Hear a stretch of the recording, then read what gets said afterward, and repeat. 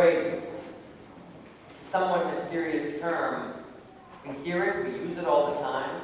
By God's grace. It was only God's grace that enabled this or that to happen. We're strengthened by God's grace. We're able to avoid temptation by God's grace. Grace is active. But what is God's grace? What is grace? It's a concept that, while it's so familiar, is also almost just beyond our reach to grasp. We could probably think back to old definitions of grace that maybe we learned in catechism class or religion class or whatever. And I think maybe one of the most simple definitions of God's grace is that grace is God's life and love active in the world. Well, what does that mean? Even that definition doesn't help us really grasp what God's grace is, His life and His love. What is that? If we were to put that into human terms, I don't even think it helps very much. What is my life? What is my love? It seems that my life is everything that makes me up, and it's everything that I do. Both my being and my doing, that's my life. And my love, what is my love? Well, it's kind of the same thing. My love is me. It's my gift of self. It's the act. It's the things that I also do with all of that. So my very life and my love of myself is what I do. So I think if we want to understand grace, then it is God Himself, and it is what God is doing. In other words, quite simply put, grace is the Holy Spirit. The Holy Spirit is the very life of God. The Holy Spirit is the very love of God. And it's the Holy Spirit that is God active in the world today. God's grace is God Himself. It is the Holy Spirit. And it's that Spirit that is at work. And one of the things that we recognize in the Spirit is that if that's what God's grace is, then God's grace cannot be pinned down. God's grace cannot be held onto like a treasure in the traditional manner of thinking of treasure.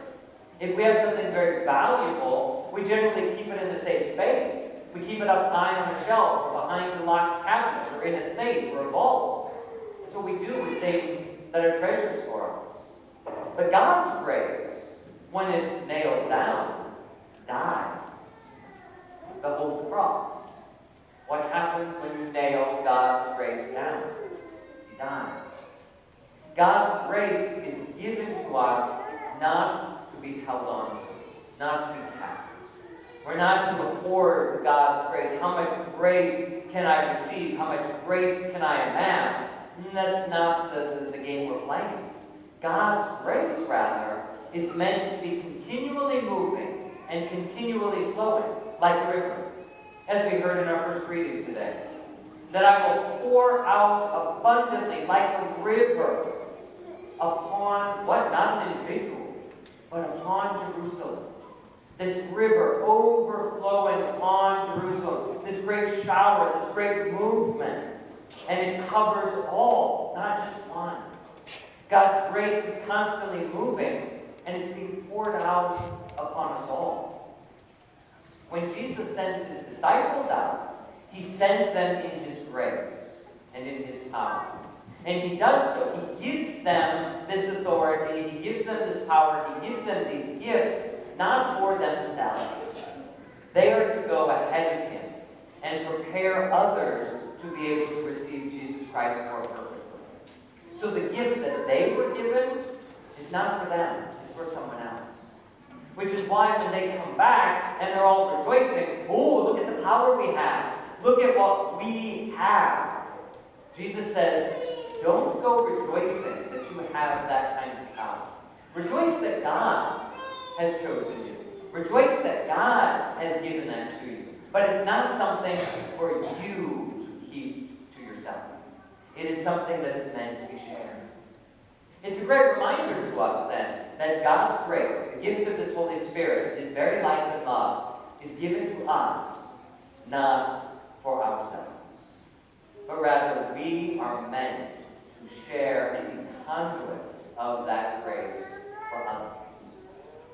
It's one of the reasons why I wanted to start today's Mass with a sprinkling rite, because it reminds us that we are God's holy people who have been graced by the waters of baptism. And God's grace, just like that sprinkler, that aspergillum, that grace is thrown about indiscriminately. That we are in many ways supposed to be just like that. We're supposed to be like that sprinkler. We are supposed to receive this great gift of grace and then just toss it out everywhere we go, scattering the life and love of God everywhere. On those who deserve it, and even on those who don't deserve it. To share God's grace far and wide. That should be the image that's implanted in our minds. And that is the kind of life to which we are called. And when we think about it in those terms, it helps keep us from falling into that fallacy that my salvation is really just about me and my relationship with God. That somehow, if I get that right, everything else will fall into place. But the gospel today, the first reading, the idea of God's grace reminds us that grace is not individual. Grace is communal. Grace is always mediated. We receive God's grace through something or someone else. Maybe God's grace flows to us through the church. Maybe God's grace flows through us through the ministry of the priest. Maybe God's grace flows through us from our spouse, or our children, or our parents, or a circumstance or a situation that we're going through. But God's grace often comes to us through someone or something else. And many times that grace and the way it comes to us, it's packaged in a package that we're not always happy with. That person that we struggle with a lot. Those kids that are trying our patience. That spouse that we just want to wring our neck sometimes. That teacher or that student, that situation, that circumstance that's difficult and trying. That's where God's grace is wrapped up. And that's how God communicates His grace to us, because it's most like the cross.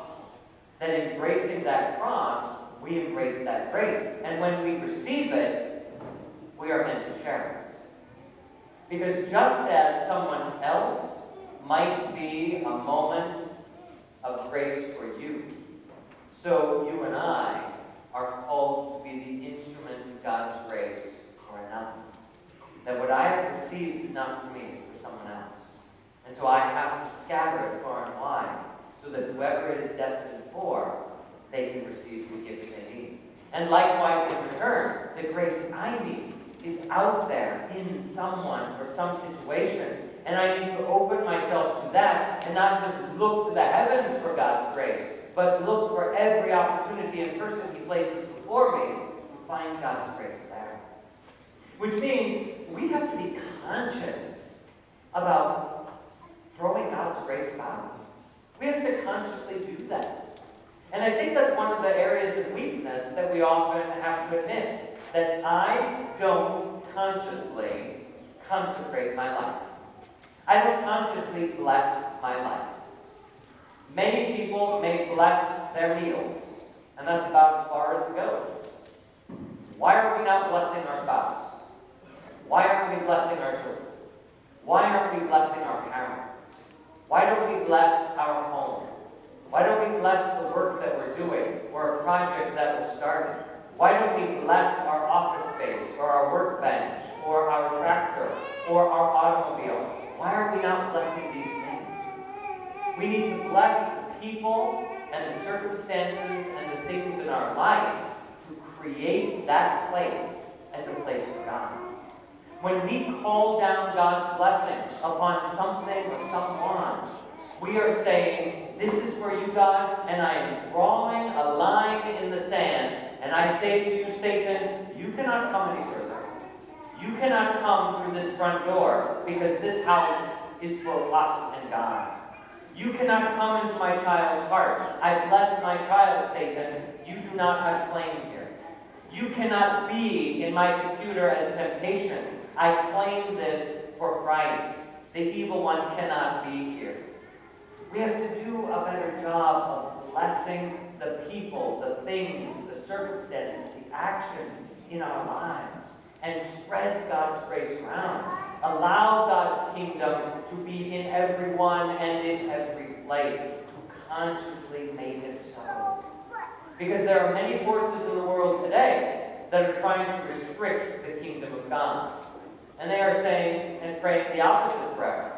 Christ, you can come no further than this. Jesus, you cannot come into my school. Lord, you have no place in this public square. God, you have no place in this workspace. We have to pray the opposite prayer. We have to bring Christ into those places, not cast him out. We cast the evil one out and we bring God in. God's grace is the Holy Spirit, and he wants to be in and with and through everyone and everything. And just as Jesus sent those apostles out to prepare his way, so we are the disciples in the world today to prepare the way of the Spirit. That is God's grace. And so when you think about what God's grace is and how is it at work in your life, think of it not as some nebulous idea. But God's grace is a person. God's grace is the Spirit himself. And I, as a member of the body of Christ, am a conduit of that grace. Not just for myself, but for someone else. Keep God's grace moving. Because when it stops moving, it dies. You and I are instruments of God's grace. So like that holy water sprinkler, throw it far and wide, and be conscious in blessing everyone, everything in your life.